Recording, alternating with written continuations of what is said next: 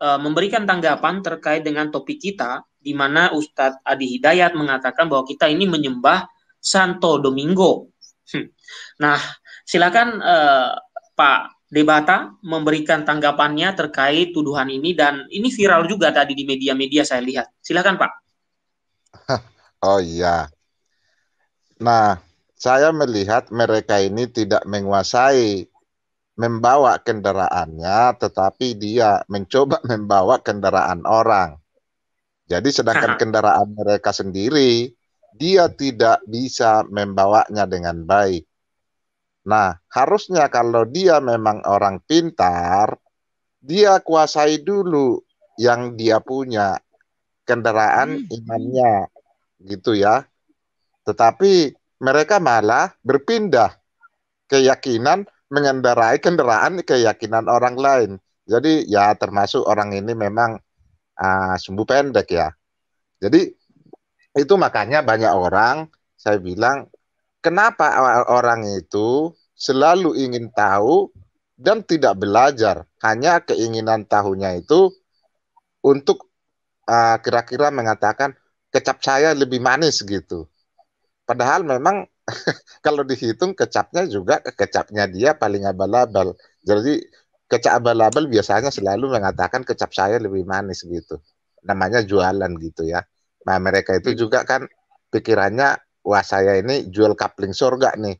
Pikirannya gitu. Jadi kalah argumen gitu ya. Jadi di berbagai sudut pandang yang ada tentang iman, tentang perilaku, tentang apa, mereka tidak ada memenangkan pertarungan kebodohan. Jadi kebodohan yang mereka borong selalu mereka banggakan gitu.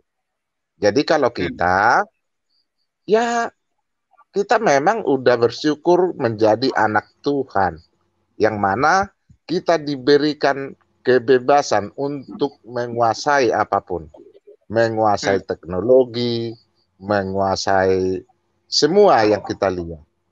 Jadi kebodohan itu memang kita tinggalkan gitu.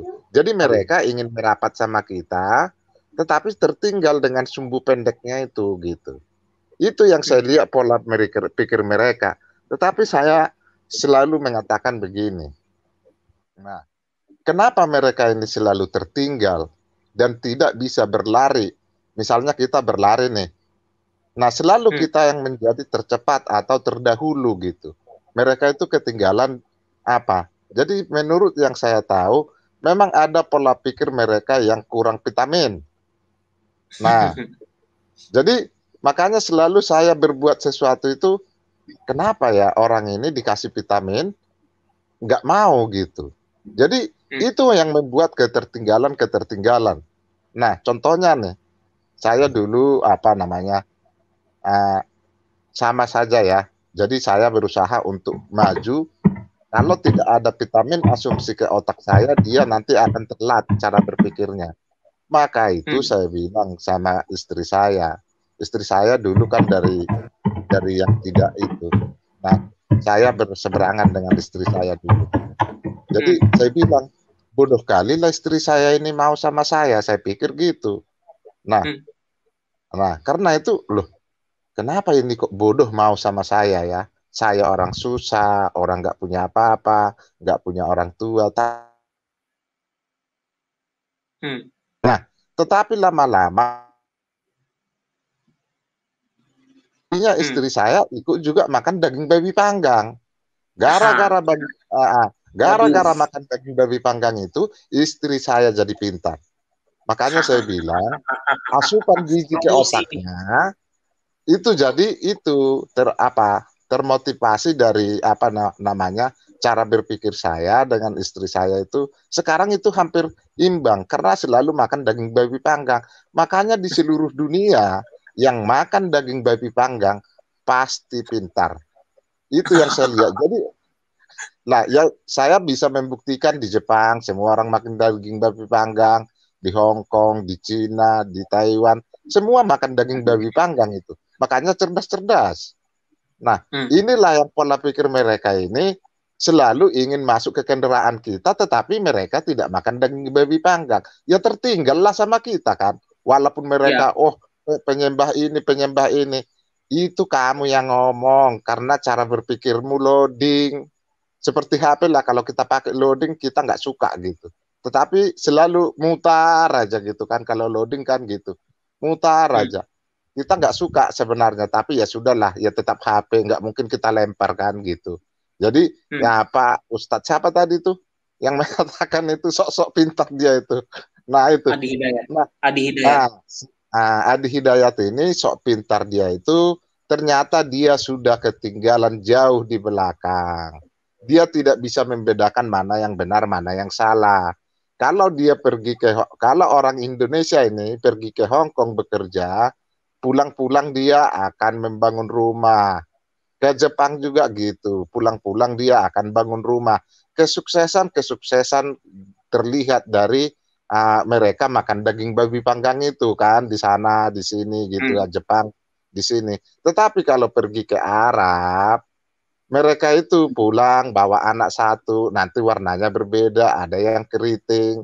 Nanti ke Arab yang hmm, satu lagi nanti uh, hamil lagi, diperkosa lagi.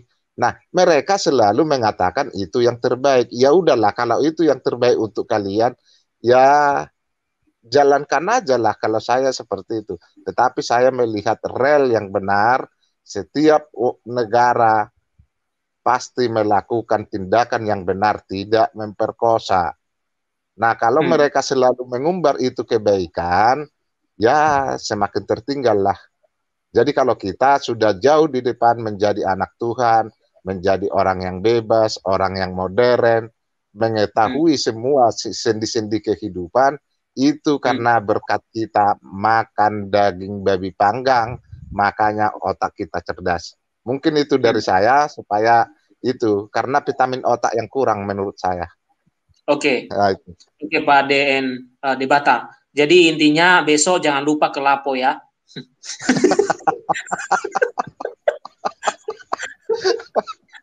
Ya, Bang Naga ya.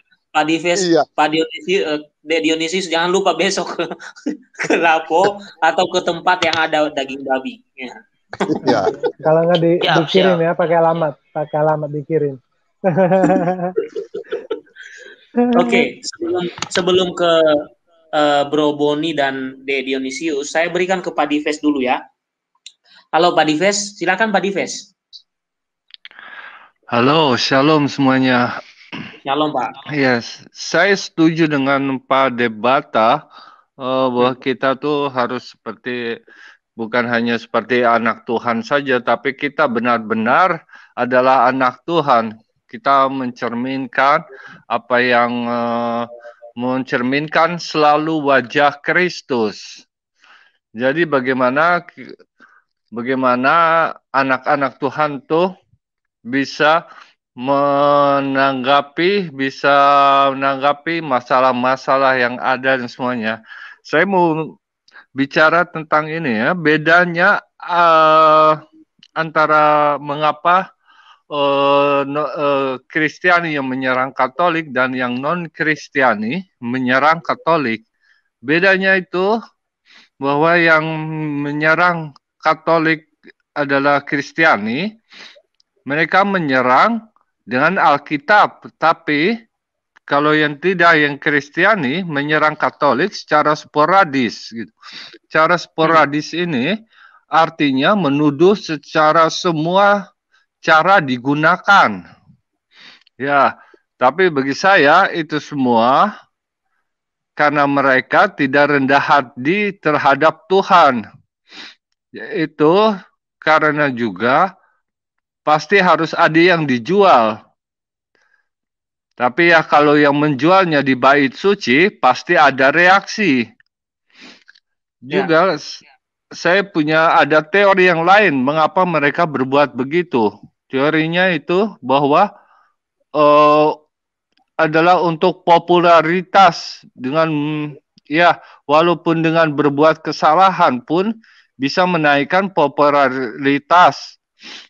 Apalagi kalau mereka tidak berbuat salah, popularitas akan naik. Di media sosial itu popularitas sangat penting. Sangat penting. Dan ya itu hanya saja untuk mengkantor agama di luar kekristenan itu hanya membuang-buang hanya saja untuk mengkantor agama di luar kekristenan itu membuat buang-buang waktu saja. Jadi saya pikir cara Katolik untuk mengkantor lebih baik agar ada kedamaian. Karena bagaimanapun bagi mereka harus ada yang dijual. Ya, lihat saja pastor. Para pastor tidak mau mengkantor atau membahas apa yang mereka telah lakukan. Karena para pastor tidak mau terjerumus dengan perdebatan. Karena perdebatan tanpa ujung pangkal hanya akan membuat menjadi dosa. Betul. Ya, kalau membahas kitab mereka pun para imam Katolik tidak mau, malah para imam Katolik mengatakan kalau membahas kitab mereka adalah sebuah perdebatan. Tapi menurut saya membahas kitab mereka tidak perlu terjadinya perdebatan dan bukanlah menjadi sebuah ketabuhan. Bukanlah tabu untuk membahas kitab-kitab mereka. Tapi sikap mereka itu selalu panas. Mereka menyangka kita ini seperti anak kecil yang tidak tahu apa-apa. Menuduh Katolik, menyembah Santo Dominikus, padahal mereka sendiri yang sepertinya seperti anak kecil itu. Jadi kalau membahas, saya kira membahas kitab-kitab mereka, tapi kalau mempunyai pengetahuan untuk itu, saya kira itu ada baiknya juga. Jadi tidak seperti pastor yang hanya mempelajari kitab mereka, tapi tidak mau membahas dan mengcounter apa yang mereka lakukan kepada kita.